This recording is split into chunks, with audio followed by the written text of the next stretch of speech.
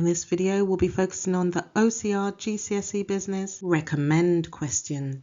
The Recommend 3-mark question will appear on both Business Paper 1 and Business Paper 2, so it's important that you know how to approach it. The video will include tips on how to get full marks from the question and also will show you an example towards the end of the video. If you'd like a free revision checklist that covers all the topics on your course, then do go to the description box and you'll see the link there. These videos may also be of importance to you too. The link will be in the description box. Don't forget to like the video and subscribe so you're notified when more OCR GCSE business videos are released. For the 3-mark recommend questions, you're given 2 options. It could be something like, should the business or should the person choose primary research or secondary research? Should Abdul use trade credit or a bank loan? So 2 options are given and you need to choose one. Now when it comes to the 3-mark recommend question, you need to make a decision. A recommend question always requires a decision. So as we know, there are 2 options and you need to make a choice based on the selection given. You need to make it clear to the examiner what your decision is. You should make it clear in the opening line, so what option you've chosen. You cannot suggest that they choose both, you must choose one. Another way that you could justify your choice is really giving a reason of why you've chosen a particular option. Why was this a good reason? Either of the options can be chosen. There is no wrong answer here. The key is to make sure you've justified your choice. You can include in your justification why you have not chosen the other option. So let's say you chose option A. You can include in your justification why you did not choose option B, but that cannot form part of your analysis. You'll see an example of how I've done that later on in the video. So you're given 1 mark for a judgment, and here you state why you've chosen an option.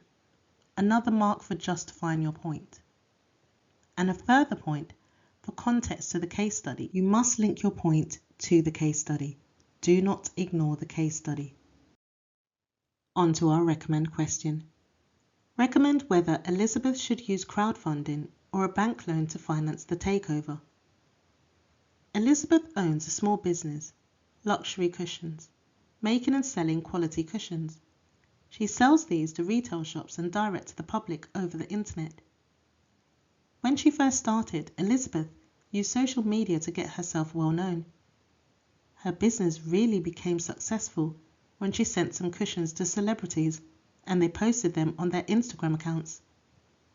Elizabeth regularly communicates to her 10,000 Instagram followers when she has new designs to sell.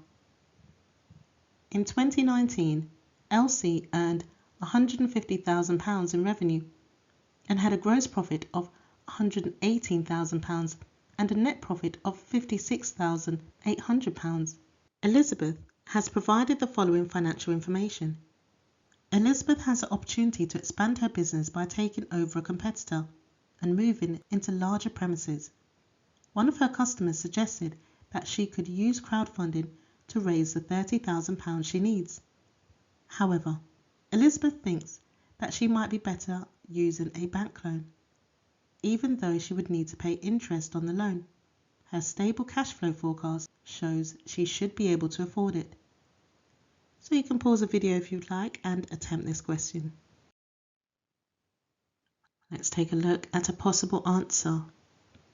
I feel Elizabeth should use a bank loan, as it is relatively quick and easy to arrange, whereas she may struggle to raise any money through crowdfunding as she is selling upmarket expensive cushions and not everyone would like the products that she is selling.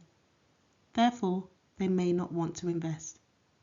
A bank loan is more suited as her stable cash flow forecast shows she can afford it. Thank you for watching this video. The next 2 videos that will appear on the screen are what YouTube thinks you should watch next.